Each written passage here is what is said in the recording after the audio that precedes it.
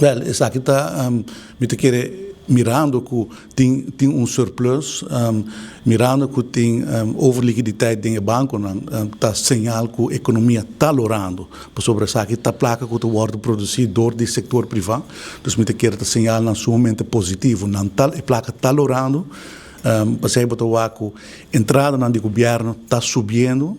no mesmo momento o gasto não também está subindo sobre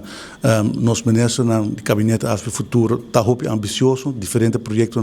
ambiciosos de execução e também de preparação para ser executado em 2027,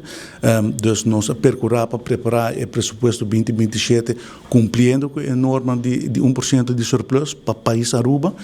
e também percorrer para todo ministro na espaço financeiro para poder executar de maneira a preparar para 2027, incluindo fundo para inversão. Então, me quer que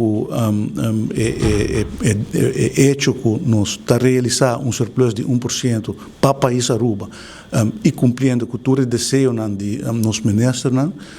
significa que para começar com o manejo financeiro do país Aruba está sólido, que nós fazemos de uma forma prudente, mas prometo que a economia está draaien hoop forte. Nós também temos uma economia de 2027 projetada na 8,4 bilhão florim, quase mais que o dobro de lo qual nós estamos tendo em Covid. Então, nossa economia é uma economia hoop sólido, entrada na Botawaka saki tam orbawaka entrada na, por exemplo, de BBO, entrada na invoerrechten, toeristenheffing, Botawaka saki de sunan kuta subi, Botawaka tam entrada na de winstbelasting ta subi. Isso significa que a economia, a companhia não performa bom, hayando mais ganagem, dus Botawaka continuamente tem crescimento de entrada na de governo, mas também de economia de Aruba, orbo analisar o aumento de companhia novo que talanta e também relação de trabalho novo, nós temos tudo isso aqui na inventarizar, continuamente tem crescimento, dus Botawaka a economia não somente riba papel, mas em realidade também está crescendo. Dus me quer que nós mesmos está contente como país para que o rural depois de Covid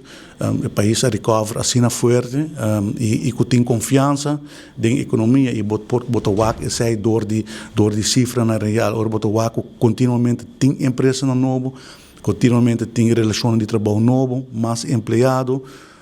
mais negócio e mais entrada, por exemplo, na winstbelasting e a belasting não está relatada diretamente no crescimento econômico, de maneira, por exemplo, BBO, invoerrechten, toeristenheffing, Botawaka, que a economia de Aruba está hoop sólido.